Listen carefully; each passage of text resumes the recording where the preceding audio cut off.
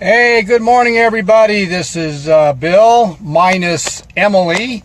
I'm soloing it today. Emily went on a hike with some church women, so I'm sure she enjoyed that. She does like to communicate with her own sex sometimes. But anyway, guys, I did a post about fructose, the natural fructose, about I don't know, 2 or 3 days ago. And it seems like I need to clarify a few things. So that's why I'm doing another one today, just to clarify things. I need to be more specific on what I'm talking about. So what I'm going to do is I'm going to actually do a blog post that will be more specific what I mean by can natural fructose. Now, first of all, what I mean by natural fructose is I'm talking about the organic, fresh, live fruits. It's like apples and pears and grapes and mixed fruits like blueberries and blackberries and raspberries. That's what I'm talking about. Now, first of all, guys, understand that the majority of the public is eating these fruits, and they all will have pesticides and herbicides on them. That's normal. It's on the news. It's got documentation about it. No matter if you're buying organic or not, you're going to have some kind of toxic chemical on it. You can't consume those. That will destroy good gut bacteria, and if you keep doing it time and time again, in the long run, you will develop some kind of a medical issue. So that's why Emily and I have an electrolysis device at home that makes a very, very powerful 11.5 alkalized water that will emulsify oil. See, pesticides and herbicides are sprayed on these fruits that are oil-based, and the only thing that takes it off is something that will emulsify the oil, and that's why we do it. And so anyway, so I want to be more, I want to clarify what I'm talking about. I'm not against fruit. So don't get me wrong. Fruit is very important when it comes to your daily health or your health. It is. What I'm talking about is for those of you that are trying to lose that belly fat or trying to lose that unwanted body fat that you're just having a hard time doing, or it's just not coming off as quickly as you would like it to. Those are the people I'm talking about. Now, I know some of you are doing restricted diets, calories in, calories out. I know that, and you might be getting some results at first, but you got to understand that calorie restriction will actually cause your metabolism to slow down. So remember that. So what I'm talking about on the fructose is you've got to understand how fructose is metabolized into the body, in the body. Now, fructose, natural fructose that comes from fruits and vegetables, does not go through the normal digestive system like carbohydrates do, like pastas or oatmeal or breads or fibrous carbohydrates. What happens is those types of carbs will go through the digestive system. Once they're digested by the stomach acids, it goes into a compartment called a duodenum. Then the body makes bile to cool it down, because and it's called chyme. That's what the fluid's called, is chyme. It cools it down because the pH is so hot it can't enter the small intestine. So it goes into, it makes bile, which has a pH of about 8.0 alkaline, squirts it into the duodenum, cools the chyme down, then it goes into the small intestine, which is then absorbed into the blood and all the cells. Well, natural fructose does not do that. It actually goes straight into what they call a portal vein. Now, that portal vein is attached to the liver. Okay, so you got to understand the liver. Now, there's a major issue out there with fatty liver disease, which causes similar to an alcoholic who drinks too much and gets a liver disease. It's the same thing. Now, the liver can only hold so much glucose for energy. It can only hold it.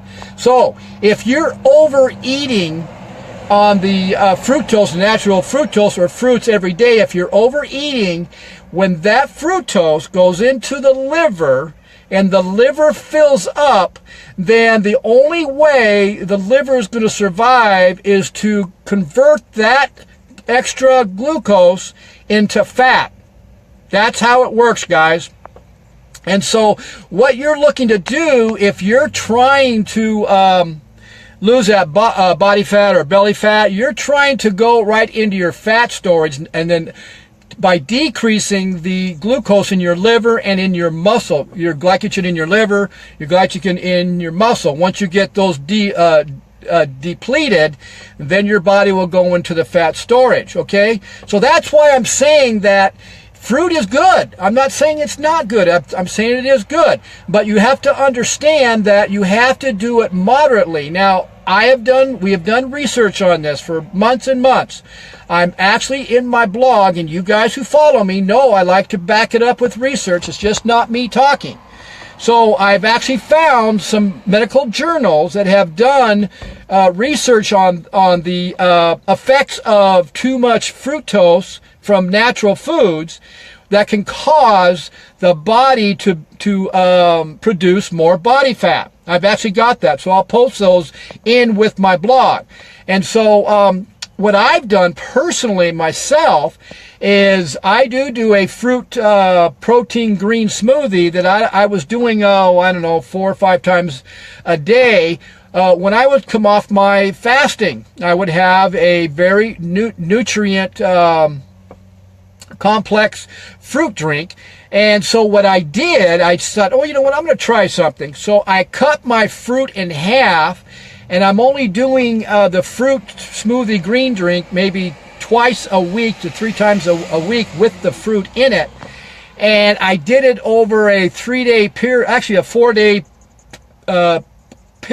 period. And I went from 178 to 175 pounds. Now, some of you might think, well, Bill, that's a lot of water weight. Yes, it is a lot of water weight, but it's also body fat. I've lost body fat, and because we know our bodies, we've been doing this for decades, we know where we're losing our body fat from. But you guys, it just proved to me that just by cutting my fruit in half and eliminating 2 drinks a week of that fruit drink, I saw a definite result in my weight loss, and that's called scale weight.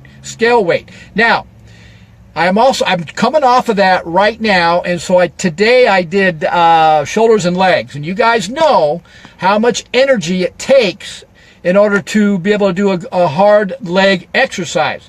So this was a great test to see how I was going to recover, and if my strength was still going to be up there where I want it, coming off of less fruit. And the result, phenomenal, and I'm going to document this. So that shows me also that the science that's on this is correct, because we did it to ourselves. So you guys go to my Drink Nature's Water Facebook page, like it. I'll put that blog on there tomorrow.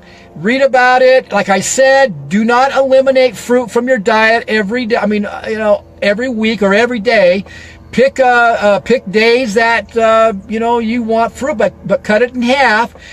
Your body can only assimilate about 20 grams of fructose a day, so anything over that, it's just going to be stored as fat. So, for example, I think 2 apples is about 20 grams. So what I'm going to do personally is I'm going to still have my protein green smoothies without the fruit a couple times a day, but I'll still have that fruit smoothie half the amount a couple days also. And I'm going to limit my apples probably to 2 a week with almond butter on it, and then I'm going to monitor that for about 60 days, and I'll see how my body fat, if I'm going to accelerate my body fat along with combining it with my intermittent fasting, extended fasting, and the electrolytes reduced water I'm drinking. So this will be an interesting research, and I'm going to document everything I do. So guys, like I said, please don't get me wrong. fruit is good for you, but just in moderation, and especially for those of you that are trying to lose that excess belly fat or body fat, and you're just having a hard time doing it. Doing extra cardio a day isn't going to work. It's going to cause issues in the long run. Your metabolism's not that stupid. Okay, so guys, hope you have a great day. Hope you saw some value in this, and I will keep you updated on how the progress is going with this little research I'm doing. Have a great day, and we'll see you the next time around. Goodbye.